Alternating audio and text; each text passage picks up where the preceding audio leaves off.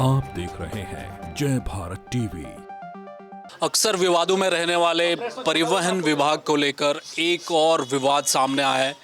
जो Dehradun city bus महासंघ के अध्यक्ष हैं विजयवर्धन डंडरियाल एक बड़ा खुलासा कर रहे हैं। उनका दावा है कि परिवहन विभाग में कुछ निजी बस संचालक हैं जो यूपी उत्तराखंड में और एक निश्चित रूट पर टैक्स की चोरी कर रहे हैं और उसके बदले घूस देकर परिवहन विभाग के अधिकारियों को उन बसों का संचालन हो रहा है और इसकी वजह से सरकार के जो राजस्व का वो नुकसान हो रहा है बहुत बड़ा। क्या मामला है हम जानेंगे। डंडरियाल जी, क्या जो आपने आरोप लगाए हैं वो उनका आधार क्या है और क्या प्रमाण आपके पास है? मेरे प्रमाण ये है कि मेरे पास मैंने पूर्व में भी जो है वर्ष भर पहले जो आपके माननीय वित्त मंत्री भारत सरकार और आपका वित्त मंत्रालय राज्य सरकार को एक प्रत्यावेदन साक्ष्यों के साथ दिया था कि ये जो है करोड़ों रुपए की जो टैक्स चोरी जो है ये गाड़ी वाले वाहन वाले संचालक कर रहे हैं।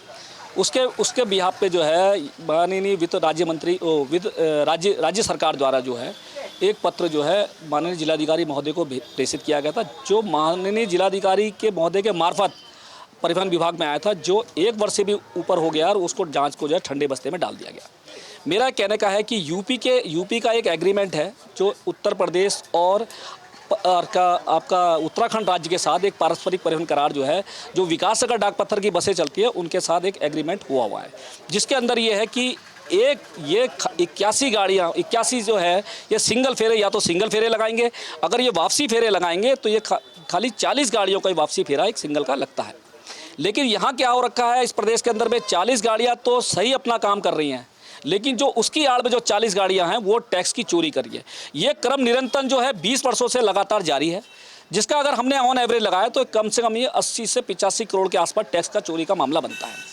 सालाना नहीं, सालाना नहीं, ये पूरे 20 वर्षों का है। सालाना तो ये कम से कम 2 से 3-4 करोड़ का आसपास बैठता है, लेकिन मैंने 20 वर्षों का अगर एवरेज लगाया है कि गाड़ियाँ जब से टैक्स चोरी कर रही हैं तो कहीं ना कहीं जो है इस पर परिवहन विभाग की मिलीभगत है। क्योंकि जब मेरे द्वारा बार बार शिकायत की जा रही है तो परिवहन विभाग उसमें जो है उस पर कार्रवाई ना करके, अभी मेरे द्वारा जब परिवहन विभाग को शिकायत की गई तो उनके द्वारा मुझे कहा गया कि आप अपनी बसों में GPS लगाओगे। बस सिटी बस में जबकि टैक्स माफ है। हाँ, अगर किसी यात्री ने मान लो कहीं शिकायत कर दी है उसके लिए तो आप कह रहे हो कि वाहनों में GPS लगाओ, सिटी बसों को, और सिटी बस के में जो है GPS लगाए जा रहे हैं। लेकिन जो निजी बसें जो टैक्स की चोरी कर रही हैं उस पर GPS ना लगाना कहीं ना कहीं RTO के भ्रष्टाचार की ओर इंगित की ओर इशारा कर रहा है। क्योंकि जो गाड़ियाँ लगातार जो टैक्स चोरी कर रही, कायदा तो ये कहना चाहिए था कि उनके ऊपर GPS लगाना था, लेकिन RTO महोदय द्वारा उस पर GPS नहीं लगाया गया। डंडरियाल जी, ये क्या आप तक शिकायत पहुंची है या आपके पास कोई ठोस सबूत है? आपके पास कोई वीडियो है या कहीं पर किसी की बातचीत का कोई रिकॉर्डिंग है कि यहाँ पर टैक्स चोरी हो रही है, इतनी गाड़ियाँ चल रही हैं? उसको कैसे साबित करेंगे आप परिवहन? उसके ऐसा है कि मेरे द्वारा पहले भी जो है बताया गया था और मैं आपको साक्ष्य दे देता हूँ। उस पर इनके द्वारा 2002-03 में भी साहब RTO द्वारा भी कहा गया था कि इन्होंने पूरे अपनी टाइमिंग दे रखी है। हर सुबह 5 बजे इनकी गाड़ियों का ऐसा संचालन होता है। डाक पत्थर से भी 5 बजे का इनका संचालन होता है। हर 5-5 मिनट पर इनकी गाड़ियों का आदान प्रदान होता है। जो डाक पत्थर से गाड़ी आती है वो ISBT जाती है, जो ISBT से जाती है वो डाक पत्थर जाती है। तो ये तो संचालन हो रखा है। और साहब जो है उसमें पहले भी जो है मेरे पास RTI से आ रखा है कागज़, उस पर भी पहले भी लिखा था। 2002 की घटना बता रहा हूँ मैं, उस पर भी ये बताया गया था कि ये 85 फेरे तो इधर से लगा रहे हैं ये, और वापसी में जो उधर से गाड़ी है वो 80 फेरे लगा रही है। उसमें भी जो है पहले पूर्व में जो कोई भी परिवहन विभाग का अधिकारी रहा होगा उसने इसको नोटिस लिया था। PMO को जो आपने शिकायत की है वो क्या मसला है और उसमें क्या PMO से आपको कोई मैसेज मिला है क्या? देखो, PMO का मैसेज तो ये है कि आपने देखा होगा यहाँ पर एक मिनी छोटी सी आप देखा होगा वैन चल रही है, उसको इन्होंने कहा है कि ये मिनी बस है। आपको कहीं से मिनी बस नज़र आती है तो इन्होंने क्या किया है, उसको M2 की श्रेणी में लाए। मेरा कहने का है कि M2 श्रेणी जो है वो बस की श्रेणी में आती है और वो जो है 12 सवारी से जो ऊपर है वो बस मानी जाती है। तो क्या आपको ये बस नज़र आ रही है? और इसी वजह से जो मेरे द्वारा जो है शिकायत जो PMO को की गई थी, जिसमें PMO द्वारा संज्ञान लिया गया है, तो उनके द्वारा जो है माननीय मुख्यमंत्री जी के यहाँ वो प्रेषित कर दी गई है।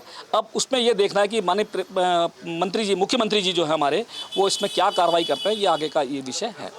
एक बात निकलकर सामने आई कि परिवहन के अधिकारियों की तरफ से कहा गया, RTO की तरफ से, कि विजयवर्धन डंडरियाल ब्लैकमेलिंग करते हैं, इस तरह के मुद्दे उठाते हैं, RTI लगाते हैं। इस पर आप क्या कहेंगे? देखो, ऐसा ये तो सारा प्रदेश जानता है कि एक आदमी है जो सिर्फ विभाग के खुलासे कर रहा है, उसके अलावा मुझे एक भी व्यक्ति बता दो जो खुलासे कर रहा है। मैं तो ओपन चैलेंज करता हूँ, सारा प्रदेश मेरे बारे में जानता है और सारे बड़े बड़े अधिकारी से लेकर छोटे अधिकारी से कर्मचारी तक सारी दुनिया जानती है कि दंडयाल किस चीज़ क्या है। इसलिए कोई आदमी अगर लगा रहा है आरोप तो उसके आरोपों पे तो वो कहेगा ही, जब उसके खिलाफ जो है मैं साक्ष्यों के साथ कर रहा हूँ तो आरोप लगाने में तो किसी अधिकारी को कुछ नहीं जाता। अगर उसे लगता है कि मैं ब्लैकमेलर हूँ तो आप प्रेस कॉन्फ्रेंस कर लो, सबूत दे दो कि भाई दंडयाल ने कहीं पैसे खाए हों, कहीं इनसे कोई चीज़ मांगी हो, तो कहीं ना कहीं जो है निराधार है। और आप अगर ये कह रहे हैं आरटीओ साहब तो आप इनकी बाइट लीजिए, ताकि अगर कल ये इस चीज़ को कहते हैं तो मैं इनके खिलाफ मानहानि का मुकदमा भी करूँगा।